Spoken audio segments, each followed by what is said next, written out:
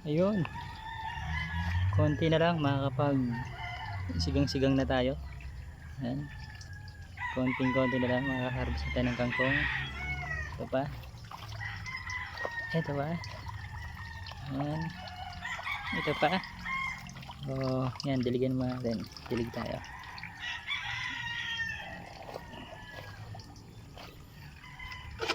So meron kang fish pond maliit, meron ka rin pang dilig.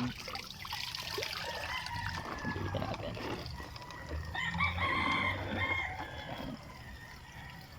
diligan natin yan.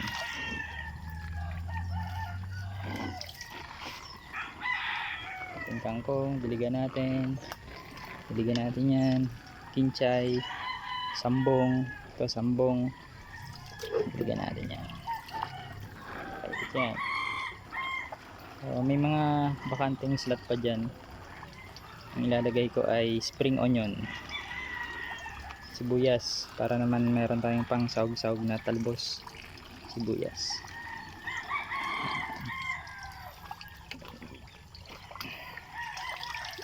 Diligan natin yung kalamansi. Yan, isang kalamansi. Tapos isa pang kalamansi. Yan.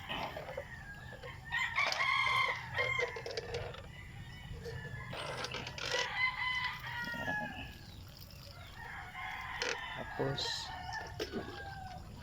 sabi tayo ng sili dito.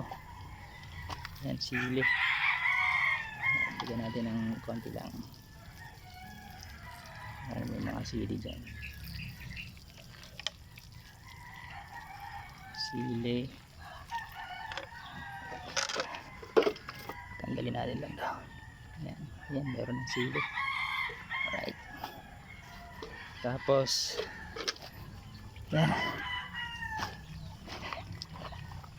dual purpose, fish pond at pangdilig.